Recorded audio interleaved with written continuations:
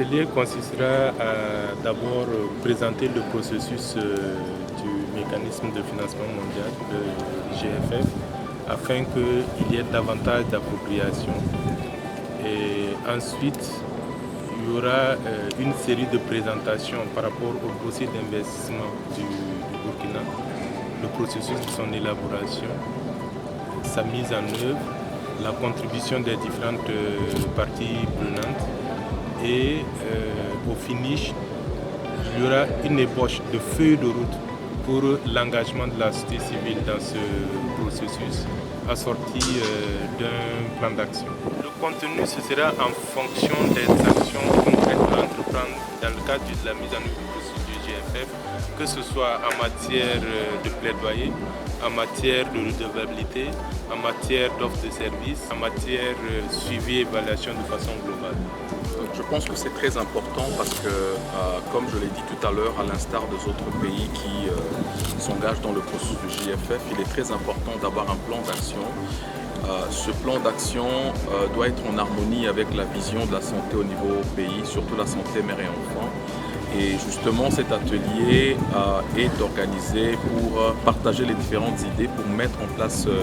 ce plan d'action, cette feuille de route. Et moi, je crois que c'est vraiment opportun et que c'est une grande opportunité pour les organisations de la société civile de s'engager dans ce processus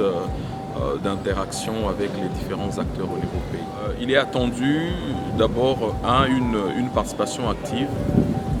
mais aussi une ouverture d'esprit dans le sens de contextualiser leurs attentes en tant que société civile par rapport à la vision du gouvernement pour la santé, mais aussi une certaine harmonisation de vue pour, disons, un impact qui est attendu dans ce pays pour la santé, surtout pour le financement de la santé mère et enfant. Moi, j'apporte un soutien technique en termes de coordination des actions, en vue donc de faciliter justement le processus d'élaboration et également le processus de mise en œuvre de cette feuille de route. Pour les OSC, ce que l'on attend, c'est d'abord faire un état des lieux,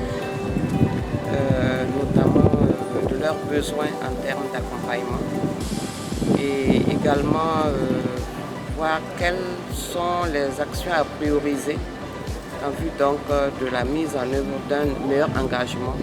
de la société civile pour accompagner la mise en œuvre du dossier d'investissement.